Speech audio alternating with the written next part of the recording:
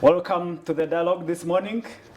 My name is Simapolo, and every Saturday we sit to look at the stories that made the headlines, and the panelists do that thorough analysis on those moments of the week. Welcome aboard, and it's a good and a very, very engaging week we've had. Welcome once again to the program. We'll be joined by the usual and resident panelists, Richard Baguma Tenkasimire, the specialist in communications. We'll be joined by Dr. Gerard Welihe Wanzara, the head of research and civic engagement at Africa Leadership Institute, and we'll also be joined by Charity Ahimsibwe, a journalist, a human rights activist, and the executive director for Electoral Laws Institute. This is the dialogue. My name is Simapolo. Let me first introduce Richard Baguma, and then we go straight to the stories that made headlines. Richard, welcome to the show, and speak to our viewers before we kick off the discussion. Thank you very much, Prince Apollo. Always a pleasure to be here. And like I always say, we thank God for Him giving us the opportunity to be here. God is great. Let no one have any doubt. God is very graceful and very gracious too. God is very powerful. Good. Yes. The week, how was it? It's been a good week for me. At a personal level, my significant other half is around town. She usually isn't. So yeah, that spices up things. The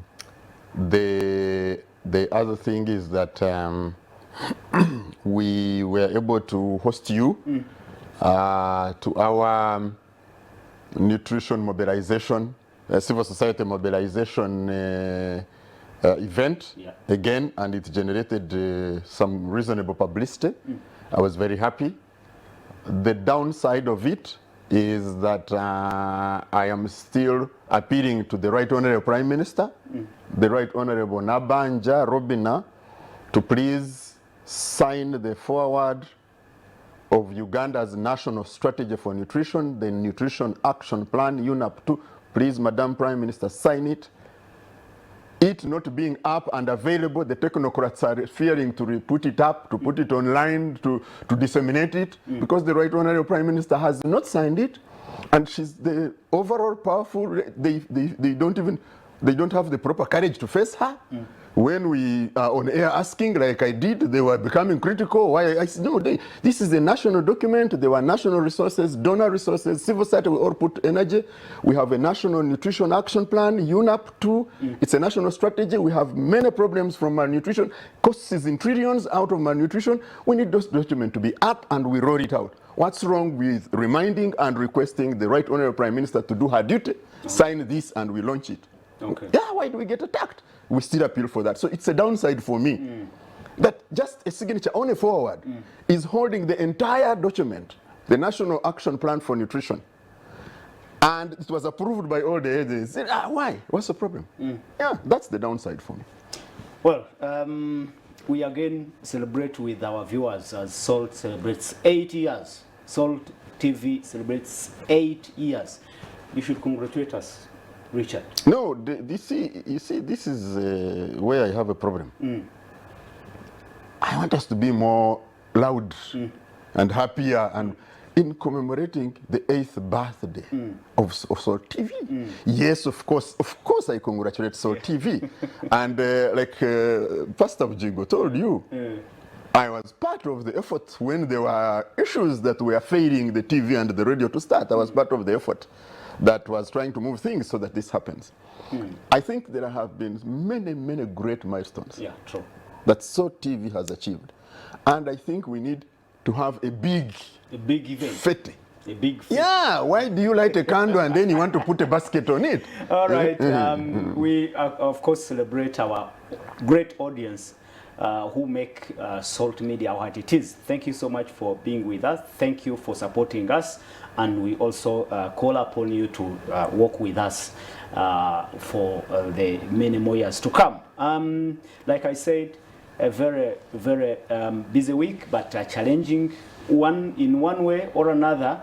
The threat of Ebola is still at large, but we are hopeful and happy that no serious cases and new cases are coming up. And the message from the Ministry of Health is that the epidemic is really under control, and that's a good thing there. But of course, during the week, there were again issues around the presidential transition. I don't know if you followed, as and this has been central to the political debate in this country. President Yoweri Museveni, in an interview with a local television station, he alluded to a fact that the cooperation agreement between him and the Democratic Party and its leaders, the issue of transition was not really central to that MOU, and that brings questions again of whether Norbert Mao and his group were duped or anyway, but that was part of the discussion, and it is still part of the discussion. But again, in the news, the rampant torture and mistreatment happening to Ugandans in the Middle East countries, especially those Arab countries, has also been part of the discussion. It comes after the president of the National Unity Platform, Robert Sentamu Kyagulanyi, traveled to Dubai and repatriated more than 40 Ugandans, especially girls, mostly girls, who were either in servitude, in conditions of servitude, imprisonment, and destitutes. They went there seeking for employment, but they ended up on streets and in those appalling conditions. And he mobilized his MPs, those that subscribed to his party, mobilized funds, and marshaled support to rescue those Ugandans. And that kicked the government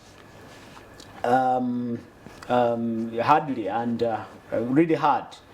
And as we close the week, we have reports that government officials are already in Dubai and those Middle East countries now planning to repatriate several Ugandans. Actually, reports show that there are around 100,000 Ugandans stranded in those Middle East countries, especially Saudi Arabia, United Arab Emirates, and Oman, and all other countries. We will find time to that discussion. And again, the issues rotating around land issues in this country, another contentious matter in this country. We will find time to look at what exactly is about this land question, and how are we answering that land question. And finally, across the borders, the resignation of the British Prime Minister, Liz Truss, after only 45 days in office, barely 6 weeks in office, also made headlines. And of course, I will ask my panelists to share their opinions on what that means. It looks like that office is very, very hot. It's a hot seat. Richard, I will ask you to pick possibly one of the stories and tell us your big story of this week.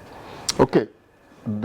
As a health communication-oriented person, I would be attracted to Ebola, but I will just say briefly that Ebola is very dangerous. Very, very dangerous, because it kills. When you look at it, can kill up to more than 80% of the people who contract it. Now, you cannot know if you will be part of that statistic. And therefore, it's critical that each one of us is careful there are simple things like shaking hands. I mean, we can really avoid shaking hands and hugging for a few minutes, for a few days. We can avoid that because you see, this is the other thing. Unlike COVID, it is not that airborne that it is going to get us. So I think that's important. And why it is increasingly important, keeps coming closer to Kampala because now it has reached Mityana.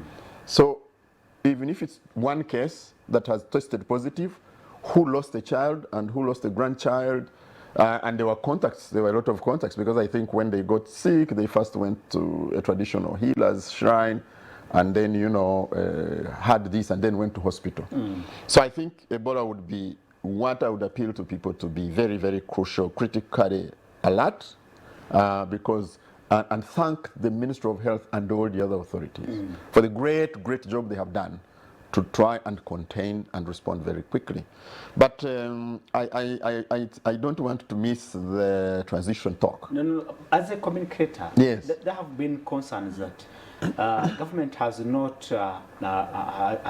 come out in full force to push messages that create sensitization and mobilization around how to prevent and stop Ebola. How do you find that? I mean, there will always be criticism. There will always be dissatisfaction.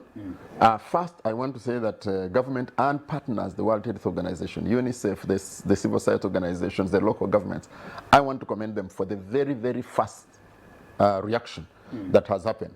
The cases would have multiplied even more. You see, something that is done well, for example, in my view, is contact tracing.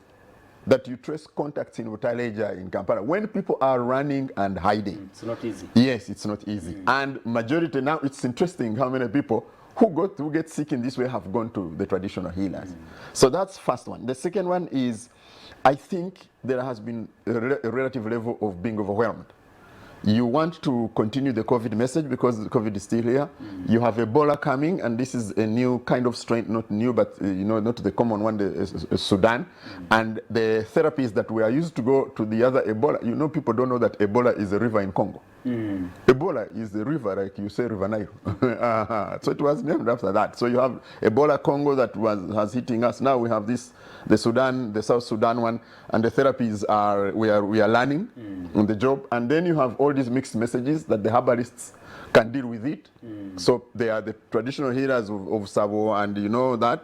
Then they are the herbalists who are more legitimate, and there have been all these mixed messages. That is not helped by the very, very high propensity towards social media and the very jocular messages, very dangerous but jocular messages that can come. So I think there may not have been resources. There were not resources. Let me say there were not been. We know the last quarter of government didn't release money to, including even where people had problems of salaries.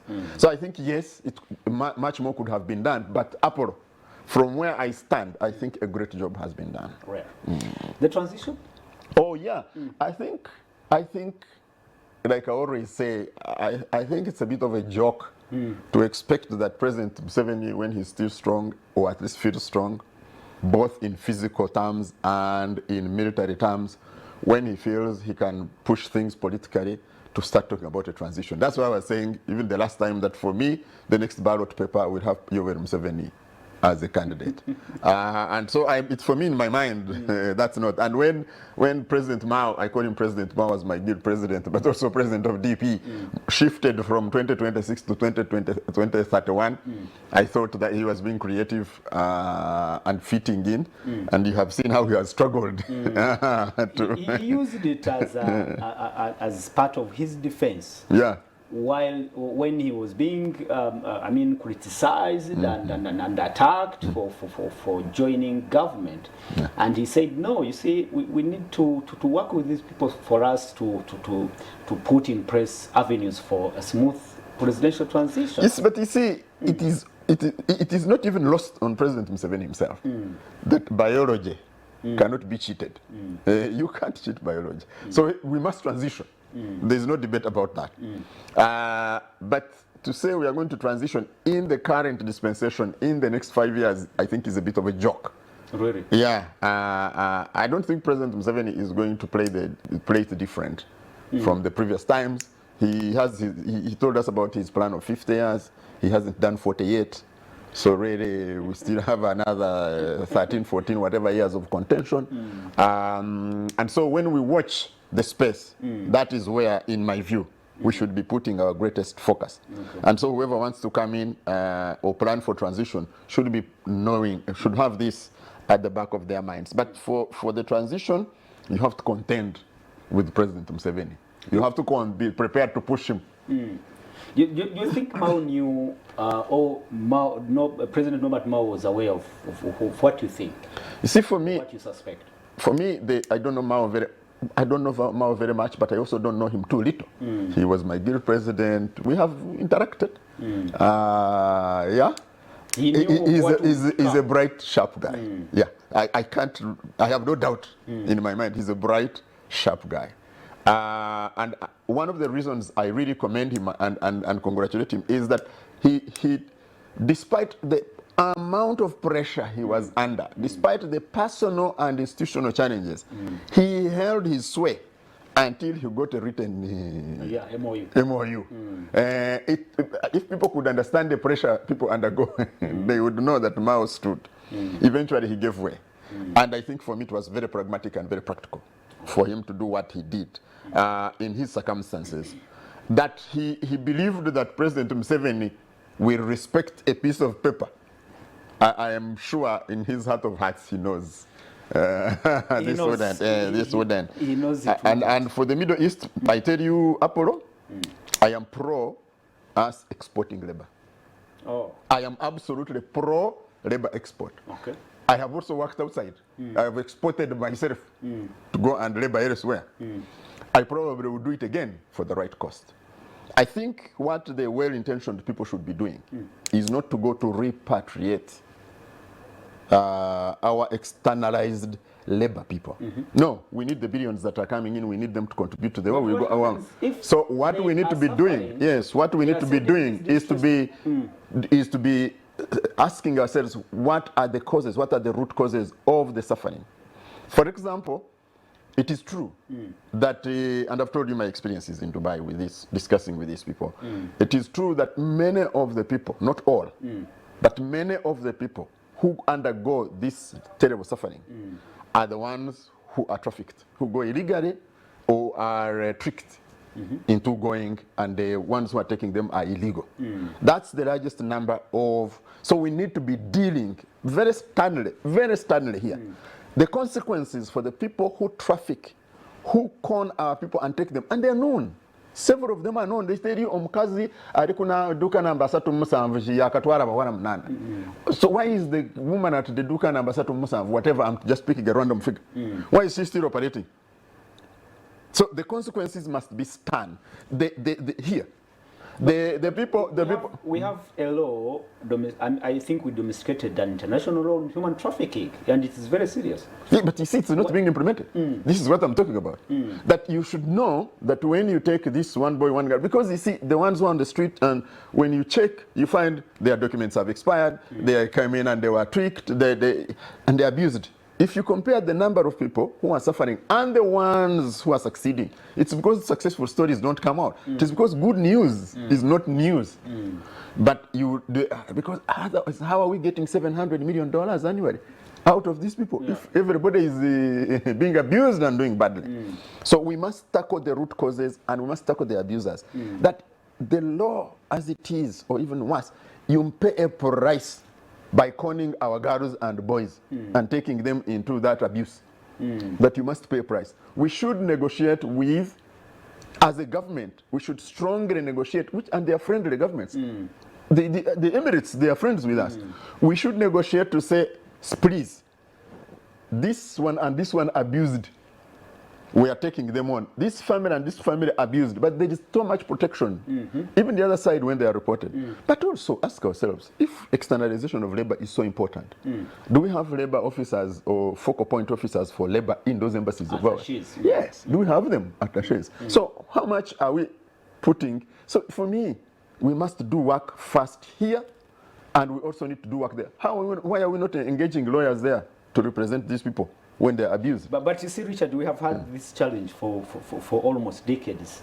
and looks like little Yes. has been achieved. Yes, absolutely. I mean, so for trying me, to protect if the you go rights- and bring 5 guards or 7 guards and you get a TV moment, that's also useful. Thank you very much.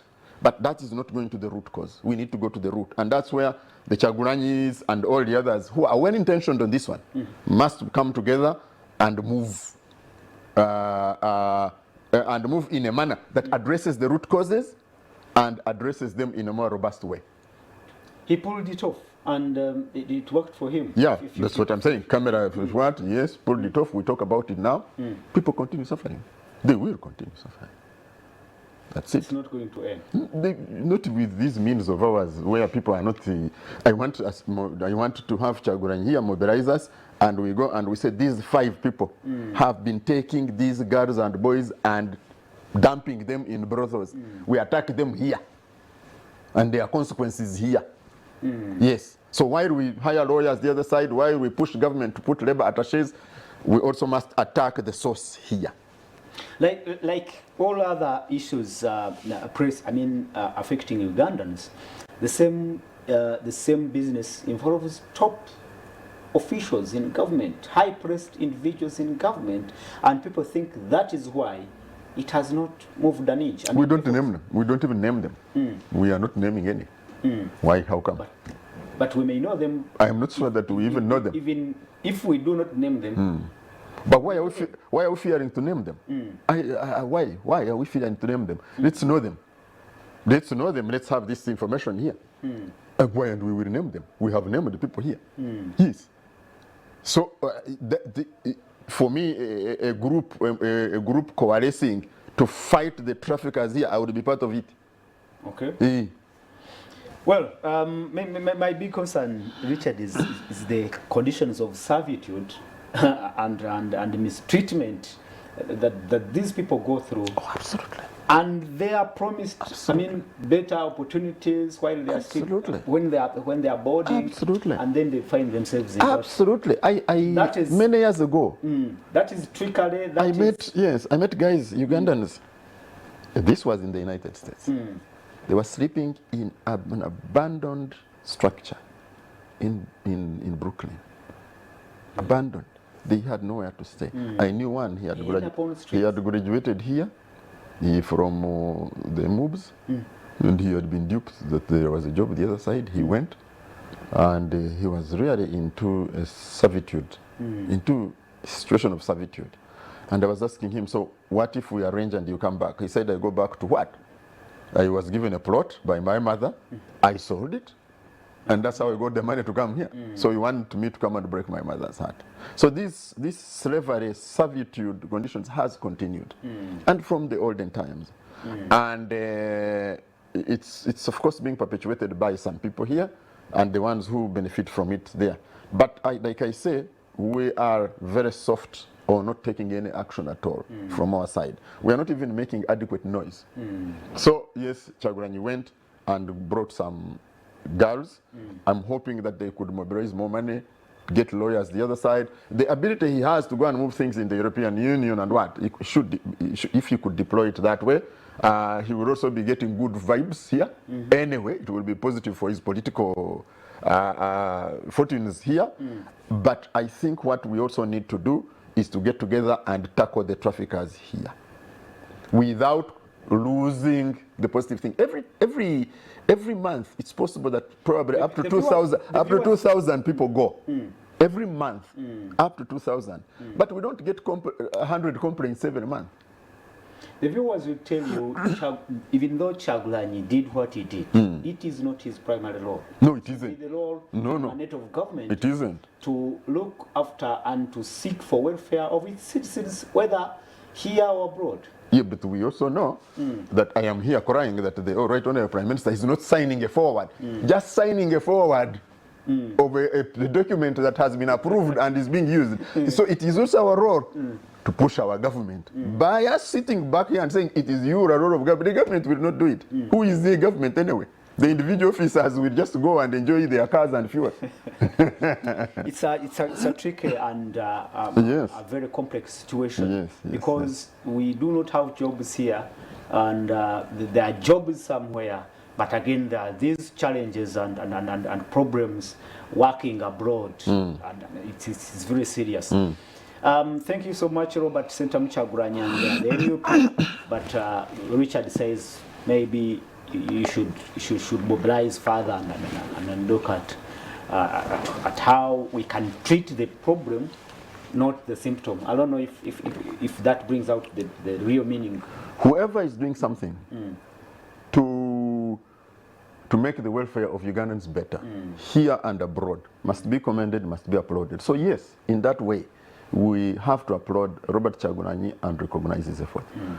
What I'm saying is that if you have Ebola and they deal with the fever, that's very good. The fever will go down, but the Ebola will not go away. The fever will keep coming. So we need to come to the root causes. We also need to tackle this from the source. Externalization of labor, I am pro 100%. We should externalize our labor. People should go and take the jobs where they are. It should be with respect and dignity. So the people who are illegally are taken and abused and cheated and thrown into all this slavery, the agents who are doing it here must be tackled. And we cannot wait for just government alone to do it. It's lucrative business. One of the lucrative businesses. It's like it is like gun trafficking. Lucrative. It's like drug trafficking. Lucrative. Are we keeping quiet about it? That means it is also not easy to stop. And that's why the Chaguranyi is getting to it. If it was a problem, Robert Chaguranyi wouldn't get into it. No, he put himself in a position to tackle difficult problems. That's why we are commending him here. Yes. Well, this is The Dialogue. My name is Sima Polo, and Richard Bagumatinka Simire is my guest this morning. We hope to be joined by other guests, and we'll be looking at those big stories of the week. Let's move fast and cross the borders, Richard. Liz Truss only served 45 days in office and resigned on Thursday, making her the shortest, the shortest serving prime minister in British history. Let me first pick your opinion on what you think about that office. There a few weeks ago, Boris Johnson also was pushed out. What do you make of what is happening in UK? I would love to be the Prime Minister of the UK for a day.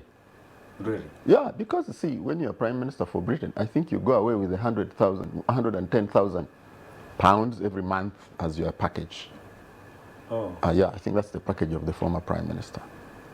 So I don't mind being a Prime Minister for even one day. Yeah, my life, for the rest of my life is sorted. Oh, absolutely. So we should feel sorry for Truss, but with the we shouldn't be too. Okay. No. She's comfortable. She's comfortable too. Of course, she has a profile that she goes with. Former Prime Minister. It doesn't come every day. No. So now, away from that, is you see, governments don't stop in those countries. No, Italy they will change, Germany they will change. You know, the government will collapse, another one will come, but governments don't stop. Okay. The structures continue running. The system. So yeah, that's one. The second thing is that I think the British, in my view, were not clever in exiting Britain. I think that was not a very clever thing. It was not well thought out. I think the British still had, a lot of the British people still have the false impression or views of their grandeur. The British Empire, they are able to stand on their own, they have resources, they are an old, you know, they still have this false, in my view, grandeur and confidence in their abilities. They don't realize that they have shrunk. And you see, because we are permanent members of the Security Council, we almost won the World War I, World War II, unaided. We beat Germany. They still have those. Those are false. The world has moved on. Many important powers have emerged. The British are not anywhere. We are members of the G7. Yes, thank you. So one is that one, I think.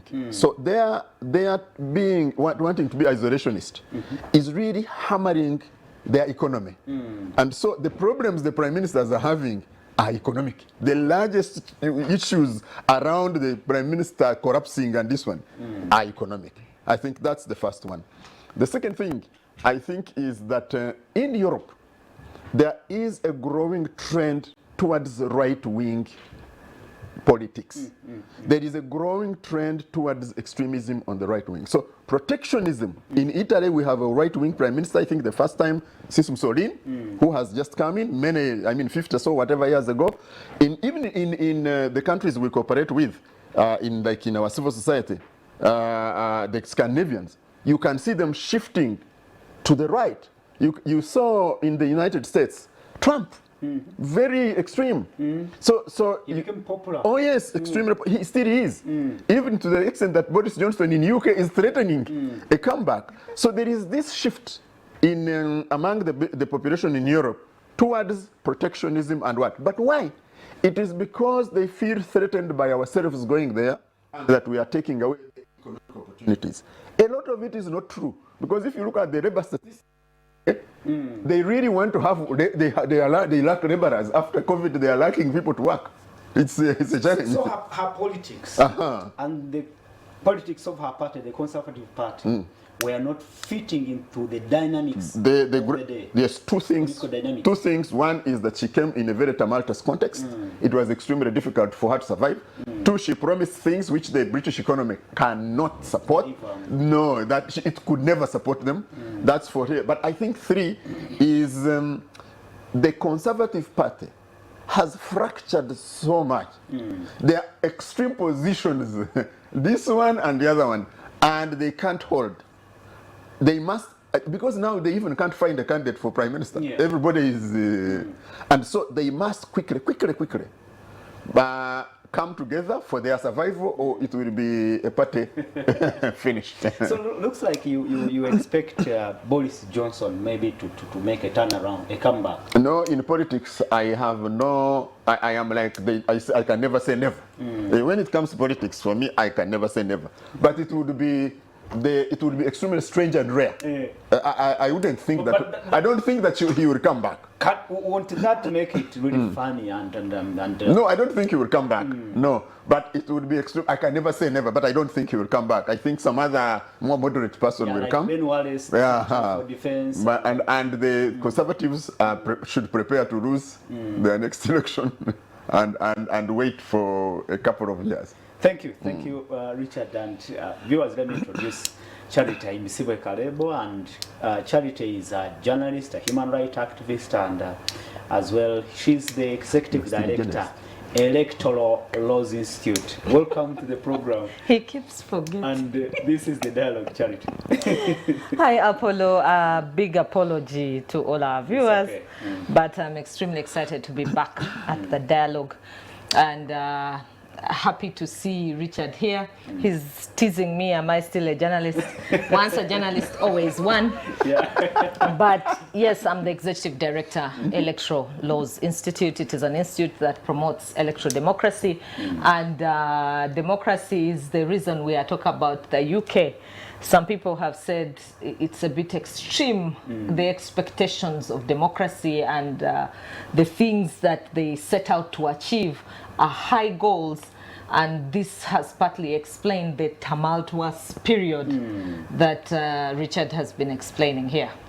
All right, and before you make a comment on what is happening in Britain, and like you said, you tickled my mind. Looks like democracy is not working well for them anyway, because if changing of leaders is the thing, they are doing it, but looks like there are other underlying issues that are not being addressed in that change of leadership. Anyway, and they're changing them in 48 days. 45 days, not 48 years, not even 36 years. Yes. So you can imagine that every 45 days you are changing the prime minister. That must be purely democratic. Too democratic. You can make your case on that. Be afraid. What do you think about that? Is it working?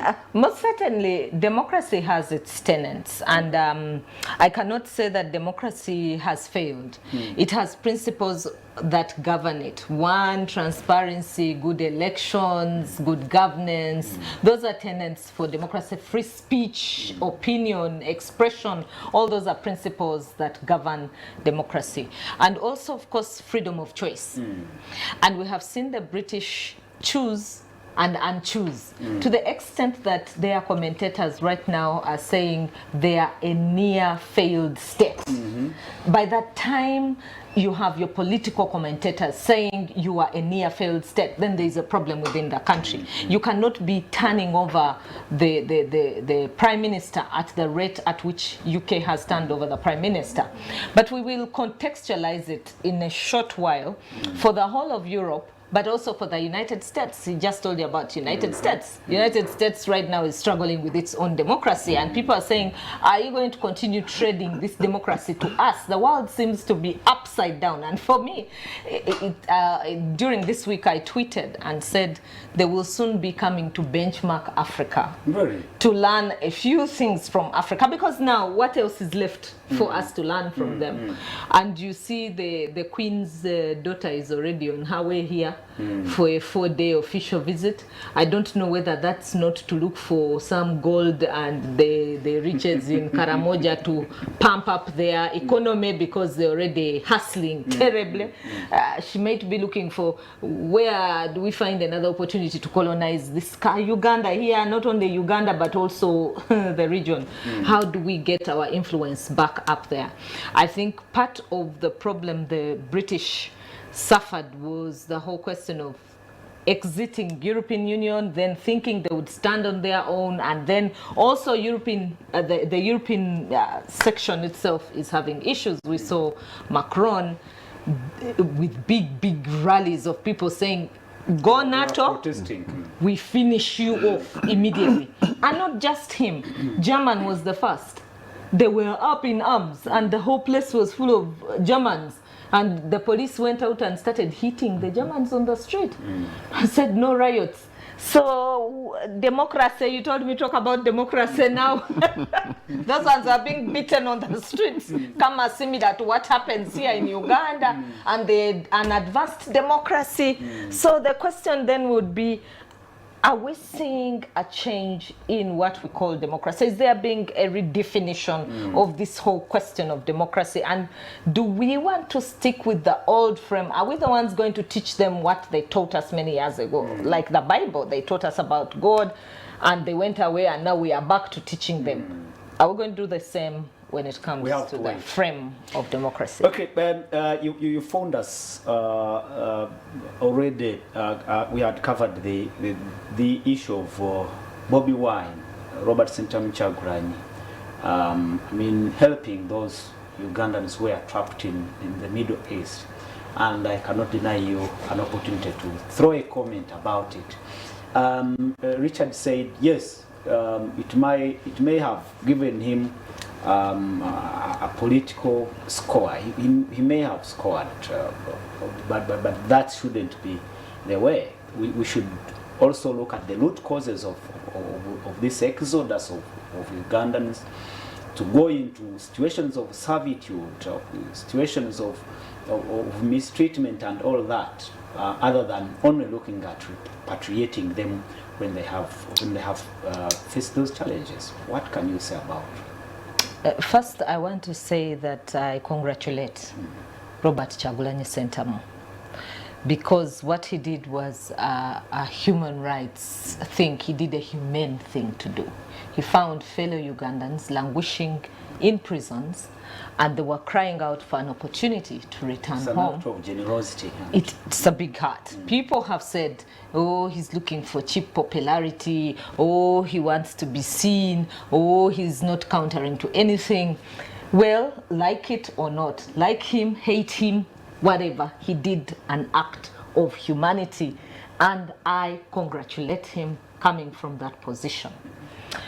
That said, I want to agree with Richard 100% that the problem is not just the few that were in the prisons, because according to the statistics that came out last night, 1,500 Ugandans were in those cells in Abu Dhabi and in UAE. That place is called Delawi. Now, they were closed up because they went on tourist visas or visitors visas, which expired, but they stayed within the country. So they contravened the laws of the country already. But the story is the people who take them, or the companies that take these girls into slavery, not only the girls but also the boys into slavery, into servitude, which he's talking about, they know that we don't have an MOU between our government and that government in as far as exploitation of labor is concerned. The agreement has not been ratified, or it was signed but not yet ratified. Okay? Now, if it has not been ratified, it has not been domesticated, it has not been popularized, then what are you doing? You are operating on a hoax. But how did these companies come into being? And who runs these companies? That's the question. That's the question Richard, I think, was grappling with. And who is trying to protect these companies? What do they benefit from protecting these companies? Because the statistics that are at the airport, and by the way, the statistics are not proper. The Ministry of Gender has different statistics. The airport has different statistics. The different embassies have different statistics. Now, that's already a problem because you need data to be able to intervene in a problem. You need to know for a fact how many Ugandans leave Uganda daily to go to UAE. But you see the challenge. How many leave to go to Abu Dhabi? The challenge is that we have people who go out illegally, who go out of the country illegally, and those who go through the formal means. So even the ones who are going, they go legally. They go legally. But I am saying now we can't take it for granted. First and foremost, these girls go in uniforms. There's a way in which they are identified at the airport. They don't dress up like through the airport. Yes, they don't dress up the same way like we are. Now you can have a system of at least you have a minimum level of data you're working with, where you can say we have 1 million girls leaving Uganda daily, because the estimation is that the people who are leaving are more than the people who want to come back. But the number of people who are leaving is unknown. How do you operate like that? That's what I'm saying. You know, you have estimations. You're just saying, oh, maybe 3,000, maybe 1,000, maybe 10,000. But that is an estimation. We want actual figures. You have people going through the airport. Yes, they are coming with visitors' visas, and you're assuming they're visitors. But the ones who are dressed a certain way, you know they are going for labor. Can we get those estimates? That will give us a clear picture. How many people are illegally working in these countries? Because we already know now for a fact that whoever is working in UAE and working in Abu Dhabi is there illegally. The ones who are legal is Saudi Arabia. Even Oman is not legal. Bahrain is not legal. So government, I think, needs to move faster beyond what Chagulanyi has done. Yes, government has now had conversations, and they have said you need $200 to do what? To return home for a ticket. But the girls are saying, we don't have this money. We don't even have the $200. If you remember when Ambassador Chibedi went down there to Al Awi to meet these girls or to see what was going on, the girls shouted at him and said, get out of here. They said, we don't want to see you. This is a government representative. They're saying, we don't want to see you. You know why? Because they were saying to him that the Nigerians brought a full flight. They put on their people and took them back where? Home. You have an Airbus which keeps coming to where? To Dubai. To Dubai. Why don't you also pluck us there and we go home? And if we have to settle our issues from home, we shall pay the airline once we are home. Of course, government is going through difficult circumstances right now, economically. They also have to make a lot of calculations, or else we end up like Britain. But this is this is an issue. I mean, regarding the citizens, citizens who are stranded and who need help, who are distressed. Yes, government must act fast, anyway, and very fast. Yes. And Robert Chagulanyi Sentamu has demonstrated that it is possible and it can be done. It can be done. Yes. We need to go for a break. But Richard, just 2 minutes. No, for me, I still root for externalization of labor. I am a 100% supporter of externalization of labor. I have externalized my own self to go and labor elsewhere, more than once, twice actually. But I think in my life. In people's bums. No, wait. And I think we should externalize labor. Yeah. We should encourage it. We know countries who survive actually more, whose income is bigger. Yes. We know that there are families here who are surviving off the labor of their people who are away.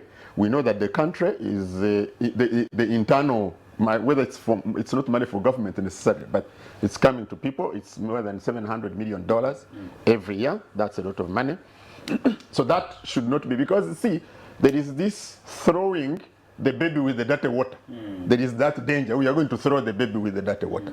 We need to drain the dirty water and keep our baby and clean the baby. I think externalization of labor is the way to go for all these countries, especially ours, where we produce like rabbits. We do produce more than 1 million children every year. That's the statistic. However much you do in this country, you can't create 1 million jobs every year. That's not possible. So we have to externalize. Now, the issues of and I can only repeat myself. In 1 minute. Yes, I can only repeat myself that the issues of, especially, by the way, the largest number, the 1,500, they were the illegal, you have just described them. They were the illegal people there. We must deal with, and that's what I was saying, the root. Who is it that is illegally, and there are the trafficking our Ugandan young people? You have, it is estimated, the airport, the Civil Aviation Authority airport people, they estimate between 1,000 and 2,000 people who go out to every month to the Middle East to work. So we know we probably have 25,000 or so or less people who go for now. So 1,500 of those we know are incarcerated in one place. So probably another 5,000 are incarcerated. Every year we take 2,000, so we probably have 100,000 out. And like she rightly said, more people who are there are not willing to come back. There are fewer who are willing to come back. By the way, the ones we have interacted with who have come back, they are willing to go back. Really? Yes, as long as the method is regularized. And that's what is most important. So what we should be pushing for as all activists, including Robert Chagulanyi, it's okay to go and bring a few. It is even okay to take a plane and bring a few. What is most important in my view is to make sure that it is painful, very painful for those who traffic our children illegally. Good. 2, we should push for MOUs on the other side, and it can be done. All right. Thank you so much. And the reports we had last evening were that government is planning to send a national carrier to help and bring back those stranded Ugandans that are still trapped in those Middle East countries. Let's go for a break. But when we return, we have many more issues to talk about. The issue of land. The land question has been here for very, very, very long, and we'll be asking, what is the answer for this land question?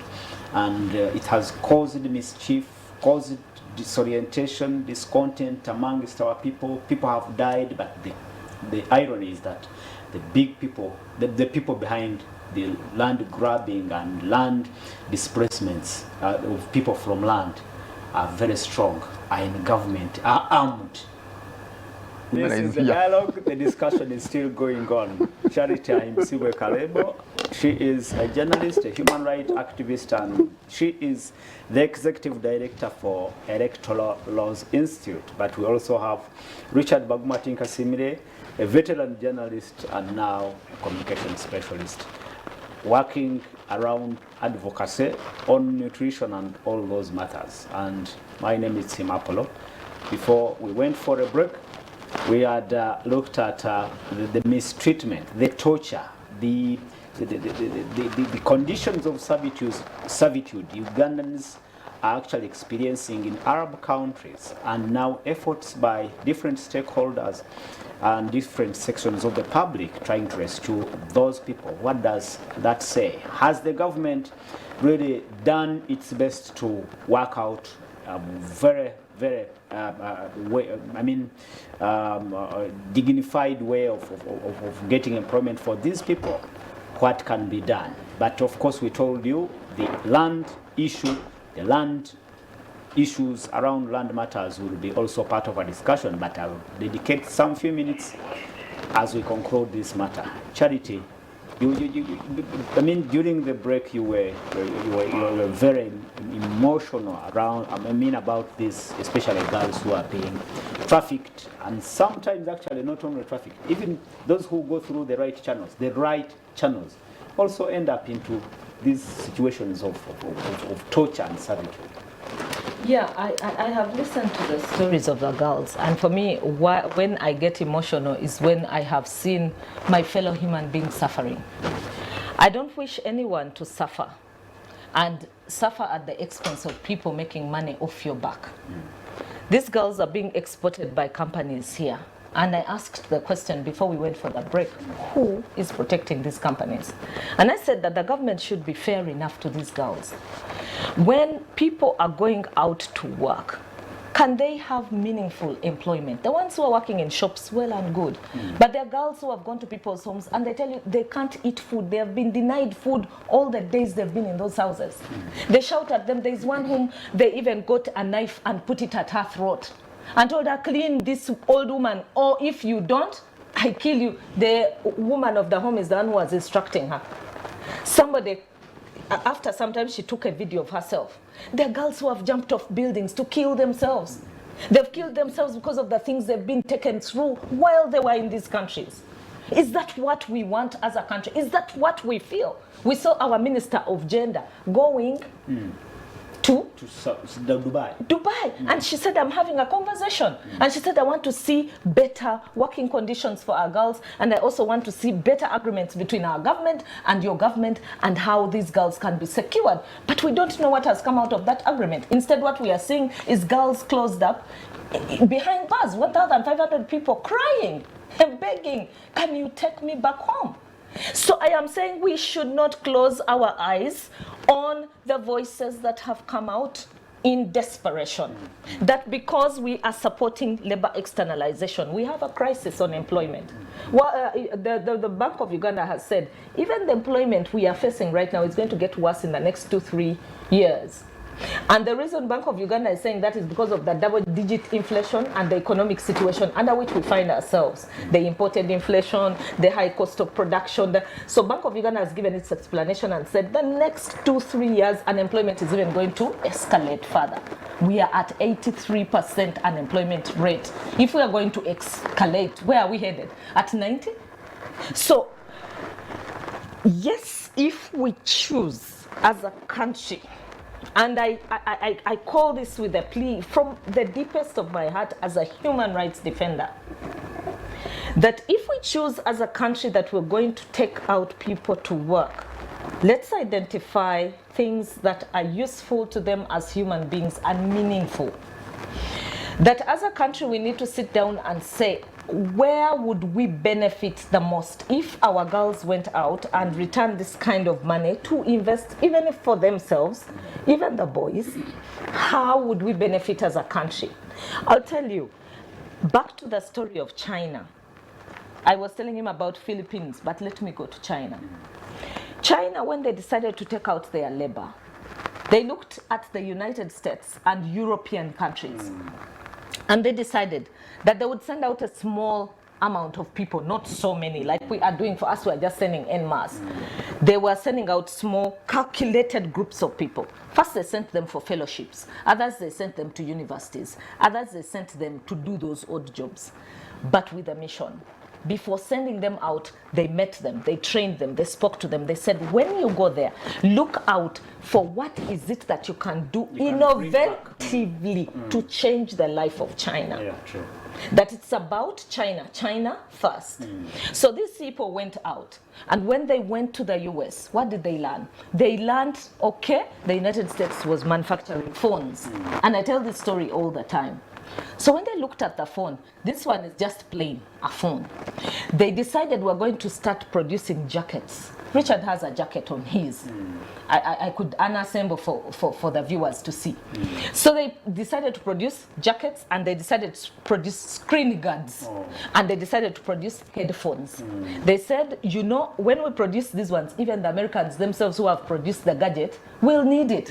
And indeed, they started producing those things. And when America saw that, they got excited that China could be a market they could use to produce for them first line or improvement on their raw materials.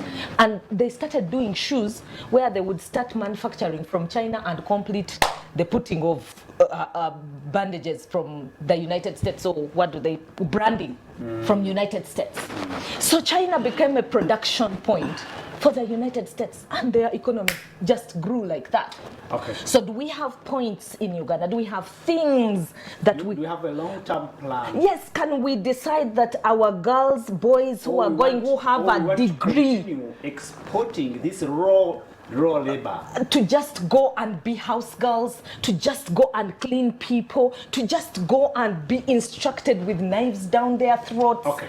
Do we have a proper plan? Richard, I think you no, I have had. You now I am only surprised that a human rights defender is using the largest human rights abuser of its own labor China and population as the best example, Yeah, but as the flagship example. the benefit. I am a bit surprised. She's talking I about think the country that abuses its labor and populations most, I think it's China. And human rights defenders all over the world have been up in arms on this.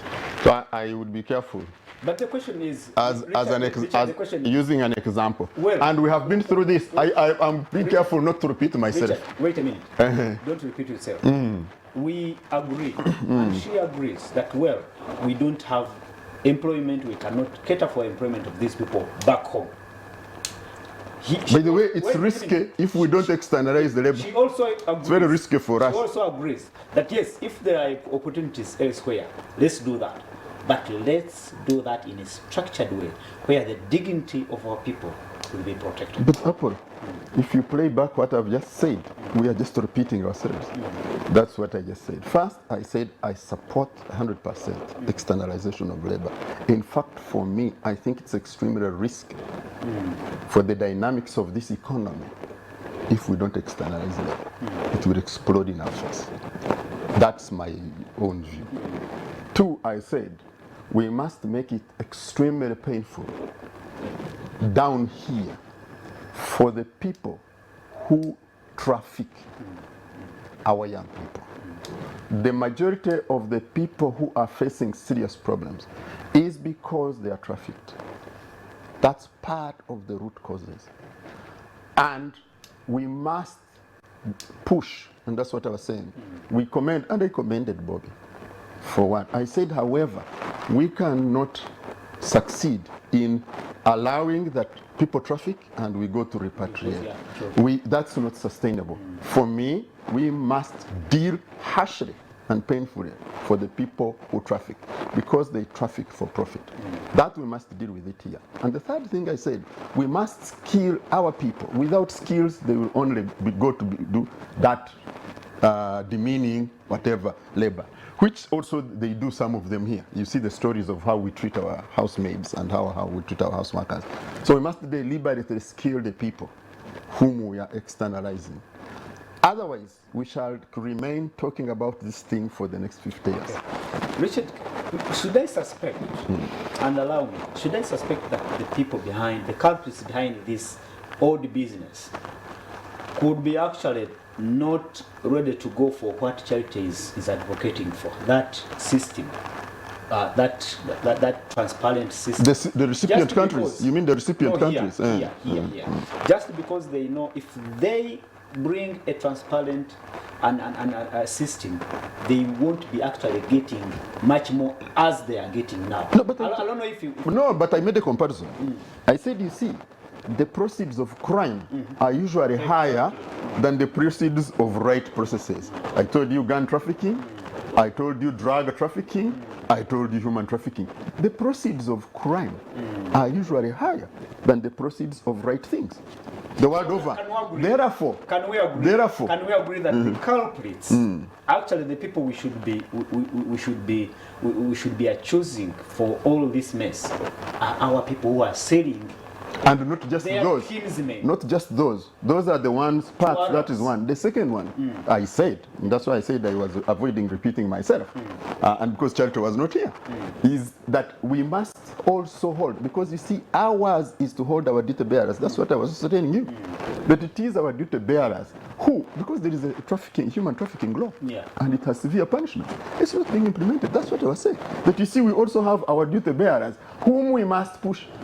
Otherwise, we will take a plane, bring 50, 60 people who can fill the plane, and another 1,000, 2,000 will go the next day. Then we shall go and bring, and then the other ones will go. Charity, where do you find divergence between your views and Richard's views? The divergence I find between my views and Richard's views is that Richard says no matter what, let's externalize.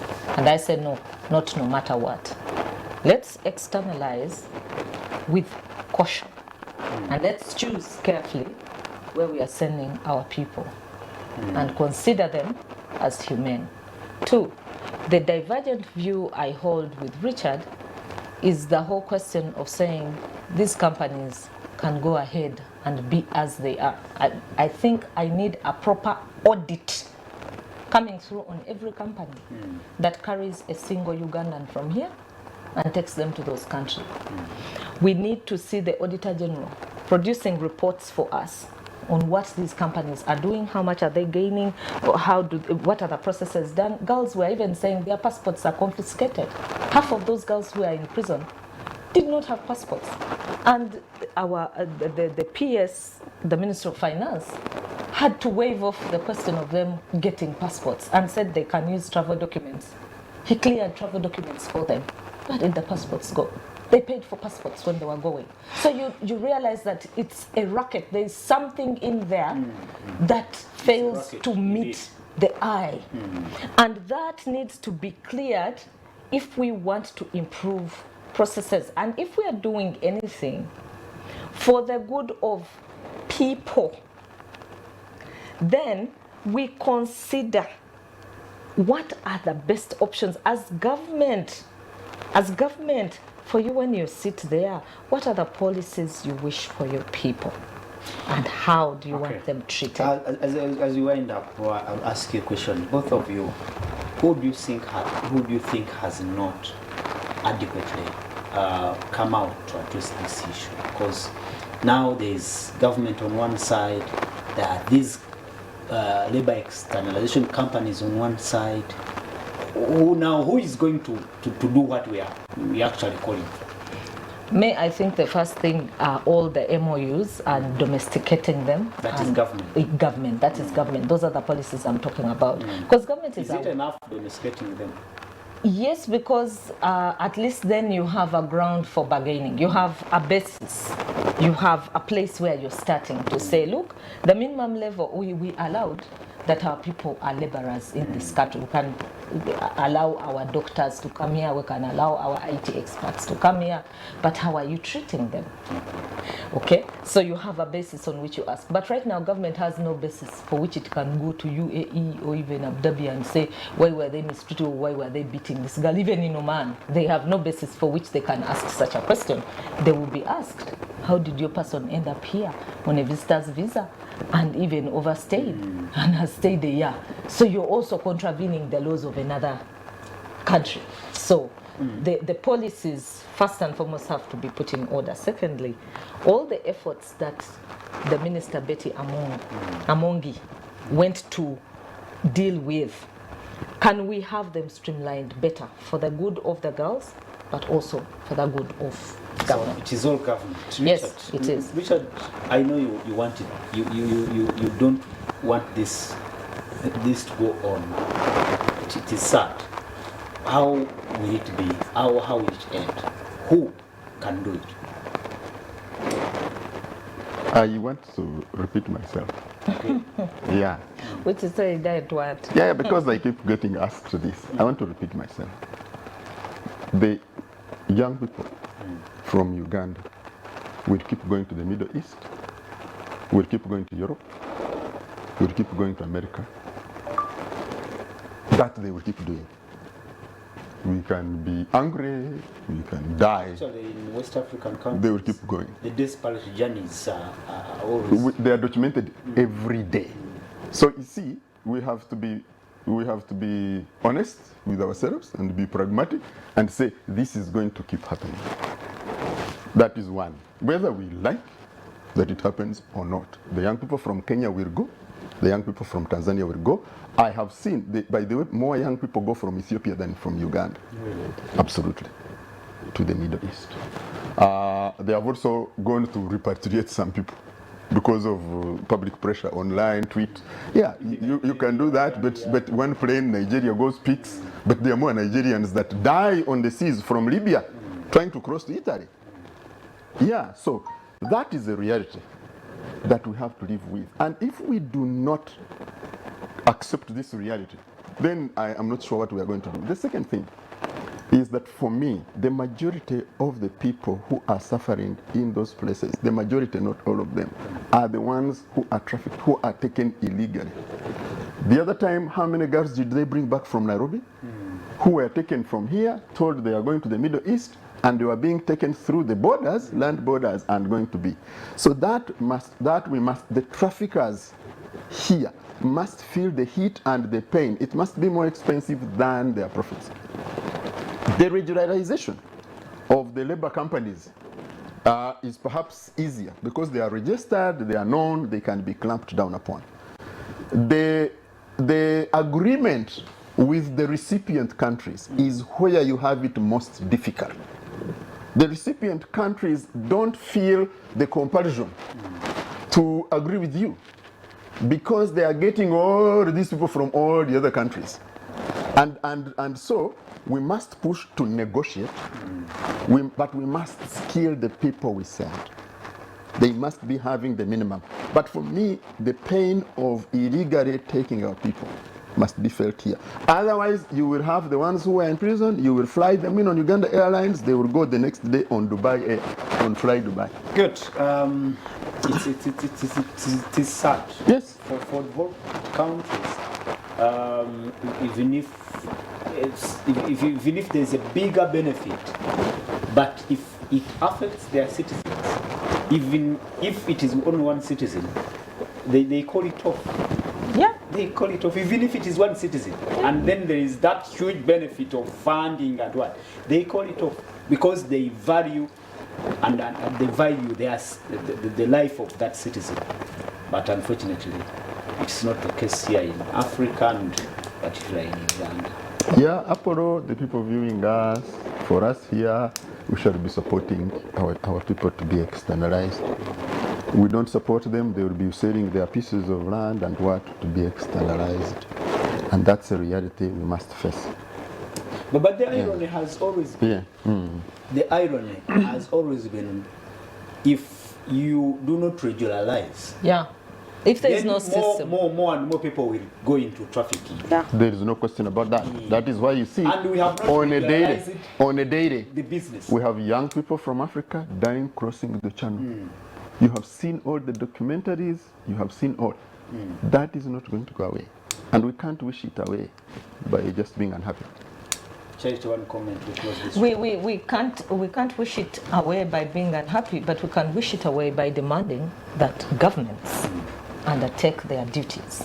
Good. Because governments are elected to serve their people. Good. Viewers, we will be opening our line and you will be getting your feedback on 0701 609906 on this and other issues. You can send SMS messages, those are short messages, and also you can send WhatsApp messages. You don't have to call that line. Let's cross and look at another very sensitive matter around land issues. And because of time, we'll try to generalize and push for recommendations. I'll be pushing for recommendations. Richard, the land issue has been here for a very, very long time. And we have enacted laws. We have constituted commissions. Is it Babugemeriri Commission and what and all those? We have created forums on all levels, but the land question is still, well, it has, if you trace its genesis, it is in the colonial administration and colonial, those foundations they left here, but we may not go deep into that. Let's look at what we have done and what we have not failed to do, and table those recommendations we think can take us forward. What do you think is the reason why the land question still remains before us? I've talked about how people have been displaced, how people have been tortured, how people have been sent out of their ancestral land or lands, how people have been killed. But the people who are behind these land grabbing incidents are very strong, well positioned in government or in the military, and actually people who are behind these evictions are armed and dangerous. First of all, you stopped me from talking about the historical perspective of the land, but how can you discuss the question of land in Uganda without talking about the history of the land in this country? So, let's not go to the colonialists first. Let's go to the traditional systems, the traditional leaders. How did the traditional leader of, let's say, where I come from, Ankole, become the owner of all the land in Ankole? Why? It is because he was the one with the most violent means, and he could subdue every other one. And so says, I own this one, so for you, you are my in-law, I like you, you are taking the other heel. For you, you are my royal soldier, you are taking the other one. And this is the story of land. Land is wealth. That is why it is contested. It is wealth. So you say, why are we contesting? Of course it is wealth. Land is wealth. That's why it is contested. You don't find these contestations about land in the countries which have urbanized fully, in the countries which have deepened their financial systems. They are fighting about shares in banks. They are killing each other about IT things. That's what they are, because that's where the wealth has shifted.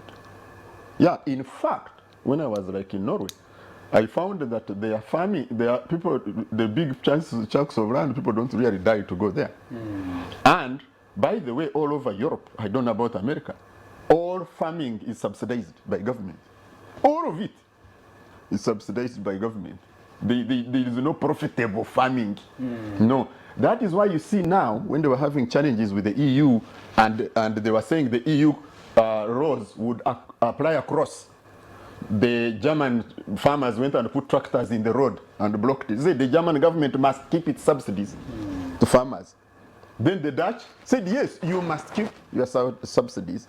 So there, because of the change in the economic orientation and systems, there is you only fight over land which has oil, which has minerals or whatever, but not the individuals. Now it becomes states which start fighting over territories. This oil, you see the North Sea. For example, the quarrels in the North Sea with all the countries around, Finland, Norway, and what, because there is oil there. Or they fight over islands for geopolitical considerations, the Falkland Islands between Britain and New Zealand, Australia, because of geopolitical considerations. Now here, for us, our principal wealth is still On land. on land. In fact, if you see, the most speculated business is land. A lot of the elite, they buy a piece of land, keep it there. After 5 years, they sell. Yeah. So that's where the wealth still is. And therefore, the ones who are powerful, like the kings of the old, how did the British create crown land? How could somebody walk from UK and come and say, this is my land, now I'm in charge? But really, but we know what? Because he had the dominant means of violence, the gun. Oh, the gun. So this is what has been happening, that is happening now. What should be different now? No question why. No, you see, the people behind the land are the ones who come with guns. In fact, where they don't have guns, you watch. They bring a huge group of goons. Yeah, with sticks and pangas and what. Still, it's the means of violence. That the one who has dominant means of violence, it's still the pattern. What should be different now is supposedly we should be living in more regulated. I have talked about it. Supposedly, it should be more relatively regulated. But, and that's what I'm using the word supposedly. That it's supposedly still to be still regulated, but it is not. Look, I do have some work on the other side of me where we do deal with white collar crime. And I was looking at the estates of especially the traditional religious institutions. You know, the traditional religious institutions are among the largest landowners in this country. I was asking them, but you guys, you are supposed to be Roman Catholic, you saw Roman, you are supposed to be Anglican, I don't know, Anglican. Where did these white guys come and take over all these hills and all these strategic things? Where were the blacks? Because they had the power of the colonial gun behind them. Yeah, they were close to the yeah. So this has been what one thought would be different is that we are supposed to be more regulated now. Where still it has remained the one with the most coercive capacity is the one who is grabbing. So with the economic aspect related to land, can you say, Richard, that we can move with it? We can tolerate these clashes? No, you see, for me, and move on? No, you see, my challenge, my greatest challenge is the same thing when you're on the road and the civilian comes and throws off everybody else. But he's a civilian, you know. He's a civilian, he deals in hides and skins. Yeah, but because he's used for some criminal, for some politically criminal, you know, initiatives, then he has the power to throw everybody off the road. The impunity, for me, that's the thing. This impunity is, for me, what the problem is. That you come and you say, this where we are seated is my land. Because my great-grandfather used to own this one. And you look for some element within the law, some thread to hang on. When they were doing the agreement, somebody didn't sign or something. But the person who is there, also protected by the law, cannot get the law enforcement agencies to respond to his or her plea. That you can go to court, and the court makes the most ridiculous order. And the ridiculous order is protected by the organs of state, and the other counter order is not protected. That's where, see, for me, that's the impunity, where it is. And by the way, now, the multinational companies are really fueling, because of the resource within the land, they are fueling this grabbing with the local elite. But that's what has happened previously. It was the colonialists with the local elite. It was, you know, so you had, one would hope. Let me tell you what happens for people who turn around these situations. You usually have the population rising in land revolutions. That's what makes the grabbers fear. Oh. Because all your investments get destroyed. Like in Kenya. Anyway, you lose everything you had invested, and people are so hostile that you can't come back. Which means you have to negotiate with them. They have to get a benefit from it, and you get a benefit from it. Otherwise, you can't utilize their land. But land was used traditionally. Why does Bunyoro have the highest number of conservation areas, national parks, and game reserves? They were punishing the Bunyoro for quarreling with the British, for opposing the British. So what do? Turn all their areas either into forest reserves, national parks, or game reserves. And the Bunyoro would be disenfranchised of their soil and their land, and they would go to be laborers in Uganda. And that's why the derogatory Akanyo. That is how Queen Elizabeth. No, but when you take the Bunyoro region, it has the highest number of conservation forests, game reserves, and national parks. It means you are punishing the population completely, and you have made it poor, and you have finished it. Now, fortunately or unfortunately for them, they get oil. So one would think that oil was going to be a savior for them. And again, it's becoming a curse for them. Yes, the same cycle. And now you have the cooperation of the French and the Chinese. So imagine the Ugandan elite, the French and the Chinese. Even when you go to the Security Council, two countries have a veto power. Both of them. Yeah. So you see, that's where you have a challenge. And so you need to have a people revolution that creates a counter force that threatens these interests and says, if you will lose everything you put here. I will possibly come back to you to know how that revolution will, or who will lead that revolution. Charity, these injustices on land have been here for generations and generations. And then we have worked out some strategies of managing them, but it looks like they are not working out. And I was enjoying his historical perspective, but I probably want to say that land is our biggest resource for production. 80% of Ugandans depend on. As for now, because he said in developed countries it's they not. don't. Yeah, they say in developed countries it's not. But even for the developed countries, I think he should tell us a bit about Europe and those farms which he was talking about, and how government runs those farms and subsidizes, and how it ended up like that. But again, it went to a situation of where government had to own the land. In Uganda, every time government has tried to own land, if I'll tell you about the Byapa, which Buganda Kingdom has been demanding from government, and sometimes they get them, then at other times they lose them, then another time they go back for them. And up to now, it is always a Byafe.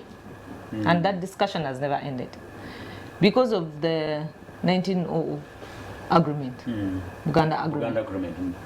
Now, and that agreement sets a big basis for many of the things that happen today. The Land Board of Uganda has a lot of power because they own big chunks of land.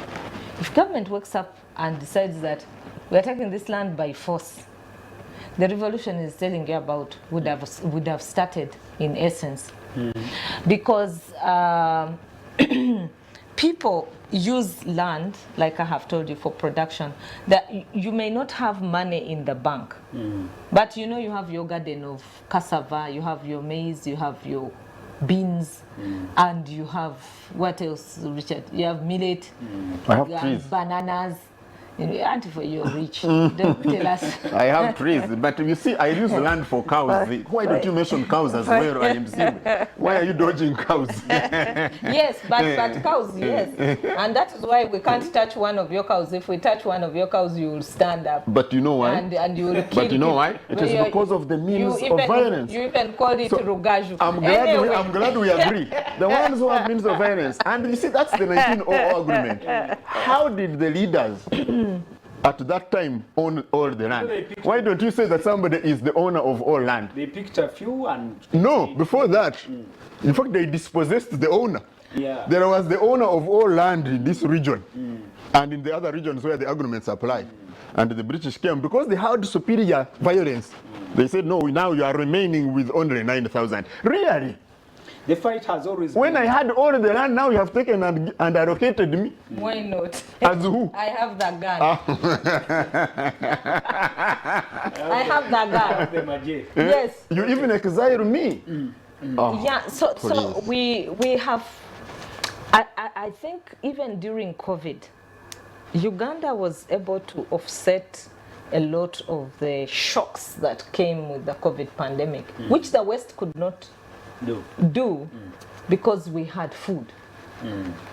Even right now, as the turbulence, the economic turbulence takes place, and yes, we've jumped into double And digits. the prime ministers are Well, resigning. yes, For us, we every are still- 45 days. For us, we can still waddle. And the reason why we can waddle the paddle or be in this water Actually, that is important. is because we have food. For them, they are like Richard said. Yes. Their wealth is in banks and Yes. what, and when the stock exchange market is It's not working. It's not working. They have gone down. They have have to sunk. fight. So they have to send their prime minister, the revolution which you're seeing. Now for us, we still have food.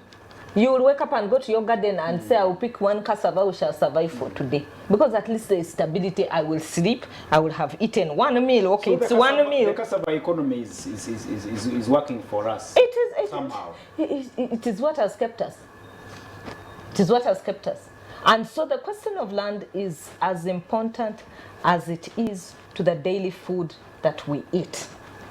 And the Land Act and the amendment of these land laws should be in tandem with the production of the people.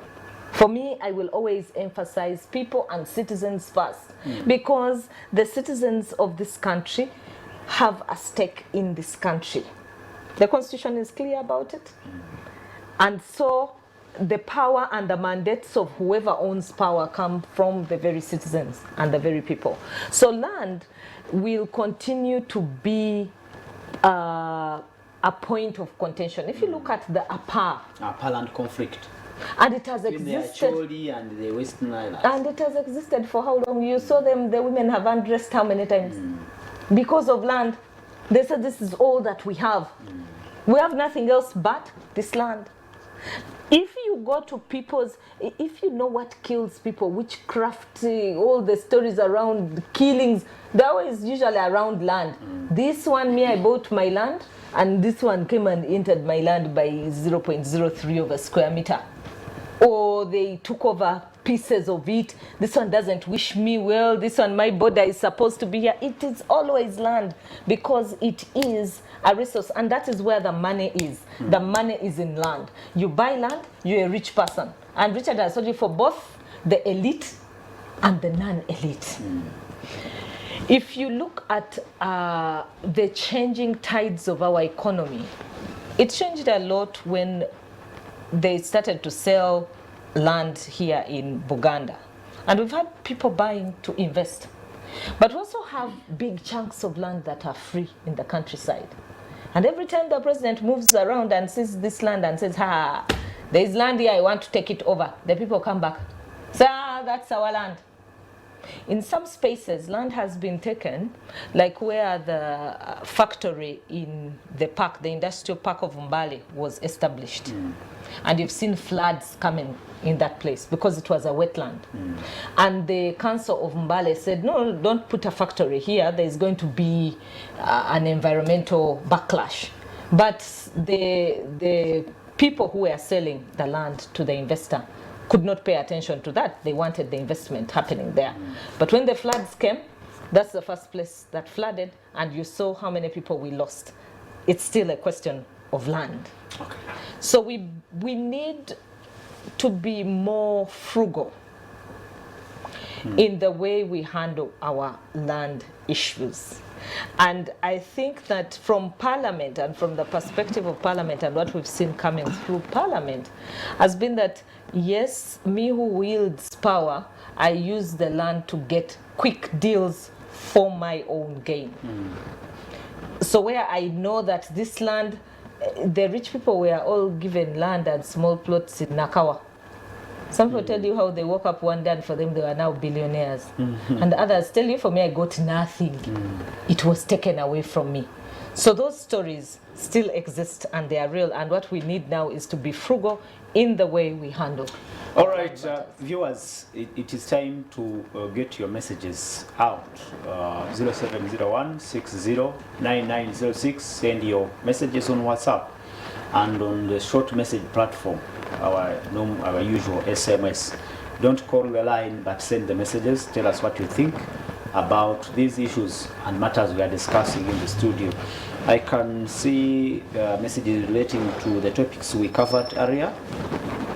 I am Tyson from Kasubi. I want to know what effort our government is doing towards the so-called officials involved in organ trade in our country.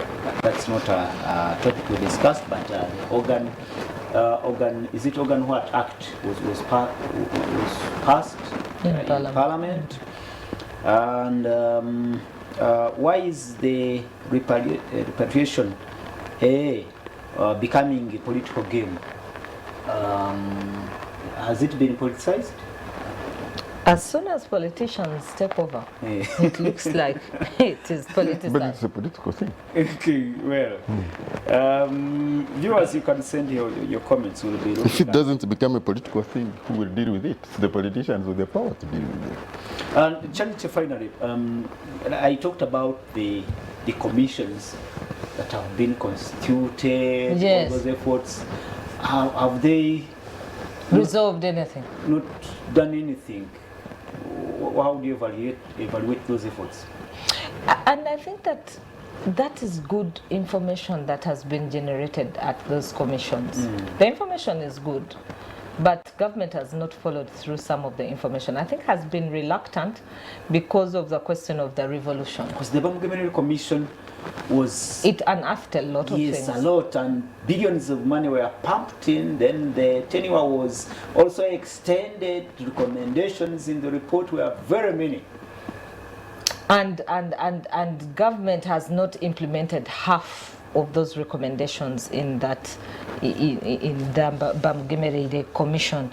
But we also saw many people who came with complaints, old men who walked there to say how their land was stolen by rich people, those who have influence, like Richard was telling you here, people who have power, who have the gun. And it was sad. We also saw the Lusanja victims, I think, around that very same time, who were being evicted at 3 a.m. in the night. You're being told, leave this place because you don't belong here, this is my land. And still, gun power was demonstrated. I think we need to, like I said, the word frugal, we need to start to use this information to improve our processes. One, of acquiring land, both for the investors and for government to do real-time investments. And that will help us to save our forests. Right now we have Budongo forest threatened because people have moved in there to own land for their own selfish interests. We have Kakira forest taken up by sugar canes, half of it Mabida forest has also gone. I'm told Mabida now we are just seeing these outside trees, but if you go inside, there is no forest in there. And that is sad for us in terms of climate change. If we had some other place to grow this cassava, like was the time when Kakira was established, then we would have continuous flow of sugar. Right now we have a bit of shortage of production of sugar there because the sugarcane farmers also relegated the whole process of growing the sugar cane, and that is why you saw our sugar go a bit up. If we had continued to have sustainability of places where this sugar cane is being grown to supply the industry, then we wouldn't have these sugar prices as an issue. Even as the economies of the world go crumbling, production goes up, we would still have our sugar guaranteed at our small cost. But right now we're beginning to import more sugar from Brazil. We are importing sugar from all those countries, and we're bringing it in big bulk because here we now have a crisis on production. Okay, Dr. Gerard Werihe Wansala is watching. He sent in apologies that he had an emergency at the last hour, and he says he really miss those very important discussions. The man from Namesindwa will catch up with you hopefully next week. Richard, can we say it is too early to say the recommendations from this Babigari Commission have not been followed up and implemented? Probably some are being implemented. You see, when you go and among your recommendations is touching Mairo land, and you want that one to be implemented by President Museveni. Private Mairo. I think some of those recommendations are not politically tenable at this time. Okay.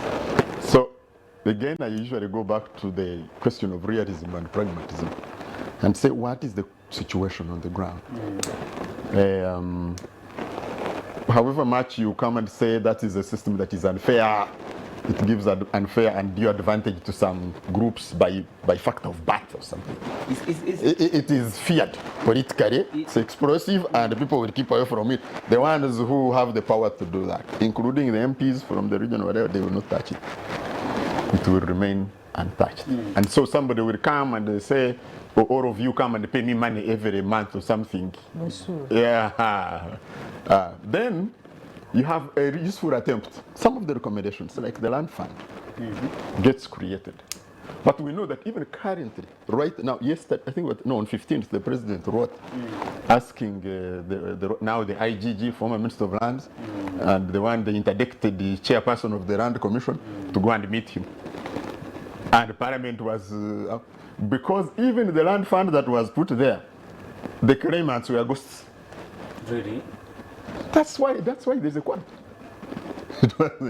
So you see, the impunity is what this is what I was talking about. That even where you create a land fund and you say, okay, let's start protecting the people who are on the land, exactly, and pay off these landlords. Many of them are absentee, and that's what I was talking about. That you see, someone comes from here, they take over some counties in another area, and they come and say, but we have given you 20 miles. Yeah. And they give you a title, but really, they become upset. And then that one says, I must be compensated, I have a title. Then you want to touch it, then a certain section will wake up and they want to vote you out. And these are the realities that you are dealing with. But if you say, okay, let the government put money, the other government at that time made a mistake, let's correct it, then they give it to ghosts. Then their claimants, they brought an old woman the other time, I think she was even coming to Parliament, who was supposed to have been given 2.8 billion. 2.8 billion in compensation for her land. But the woman had also signed. She said, but you know, when they brought me the papers, I signed. But for me, because in Uganda they were calling it Wumbi, but for me, I have never even seen or heard of Wumbi. Okay. So the complexity, what I'm trying to say, is the complexity must be dealt with in a very strong-handed manner, and it needs revolutionary approaches. If you have President Museveni, my president, who wants to be on the ballot paper in 2026 after 40 years, he will not deal with this problem the way you think. Who do you think will lead the revolution? You see, let me tell you, look at all the revolutions that have happened. They don't elect leaders. Okay. Leaders of revolutions are not elected. You go and you beat up a group of old women in Apa, and the revolution starts. Okay. Yes, so for us to wait here and say somebody will lead, no, nothing. That is not going to happen. Someone saying, hello, thank you for the program. Every police station has a department to handle land issues. However, many of the officials there are corrupt and do side with the land grabbers and take away the land of the less privileged. What can we do about this? Emma is in Chalwajar, I think. Thank you so much, Emma. Did you pick? Can you respond to? Yeah, but there is a very famous statement called "From Above."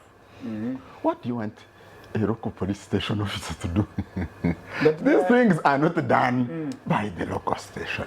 officers. These things are There will be orders. They are from above.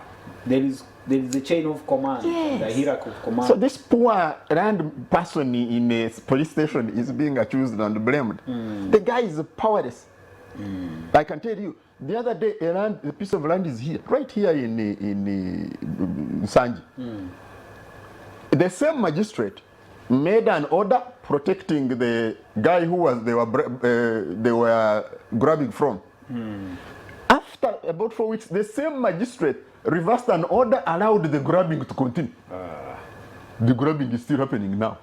Kari, Richard, we only have 2 minutes. Utilize 1 minute and send your backing shot. No, for me, my parting shot is, it is very critical and important that we continue externalizing our labor. I think it's very, very important to create opportunities for our young people to keep going out, to pick those opportunities which exist, and they do, outside there. I think we need to do a couple of things. One, we need to skill them so that they don't, quote unquote, if I use charity as word, go to killing people's bums. Yes. But of course, for me, I keep telling people that you lick people's bums as long as they're abusing you here and there to go and do work at 9 o'clock in the 9 p.m. You are seated on your computer and killing yourself. But we have levels of that. So we must skill them from here. Two, we must severely punish the people who traffic from here. And finally, we must stand against the duty bearers to negotiate for better deals and equip our missions outside to have the capacity to follow up. There is no need for the Minister of Finance to waive people's travel documents back. People who have lost travel documents traditionally in this town, and there are many, have always been given temporary documents by our missions to come back. So this politicking and looking good is just politicking. Okay, Charity, your parting shot. I think my parting shots are many. One, I want us to reflect on the question of land that you have put for us, that if COSASE says, and for COSASE to have investigated the Honorable Betty Kamia and the Finance Minister, for them to have started this investigation, it was the Auditor General's report. The Auditor General's report claimed and said 10.6 billion Uganda shillings had gone out in compensation to people they didn't understand. The ghosts that Richard is talking about. And the Land Commission came out and said, for us, we even don't know who those claimants were. We don't even know how the supplementary took place and how it went to the floor of Parliament. And I think that every time we talk about corruption and talk about the issues of money which seems to be lying out somewhere there and taken by people who we don't know and cannot account for, these are critical issues for a country that is also struggling to make itself stand on its feet. Okay. So in terms of land matters, we need to be more frugal in implementing recommendations from all the bodies and organs of government that have made recommendations. The Auditor General's office has made several recommendations on land. We need to have a compendium of an amalgamation of these issues. You know, let's do a matrix. Thank you. We pick up Bamugemereire, we pick up the land issues in COSASE, we pick up the recommendations from Auditor General and implement these recommendations. On the laborers, thank you. We need to maintain a human rights-based approach when taking our people. Thank you, thank you. Dr. Gerard Werihe sends a message. We are depleting this country with young people, especially girls who are going out without not learning any skills but coming back frustrated. I think that is part of what you said, and I must wind up. Issues of corruption in land matters should not be looked at individually. The whole society is what? You can't have parents giving their kids sweets for campaigns in schools. Okay, politics as bribes. He didn't give us his name there. Thank you so much, viewers. Thank you so much for your time. I must thank my panel, Charity Ahimsibe Kalebo. Thank you so much, and it is always a pleasure seeing you there in that seat. Charles, Richard Baguma, thank you so much for your time, and a special thanks go to our great audience there. Thank you so much for being there. You make us big. Salt TV 8 years. We congratulate ourselves. No, we need the cake. Don't just tell us in words. I must wish you a happy weekend and a good week ahead. Good afternoon.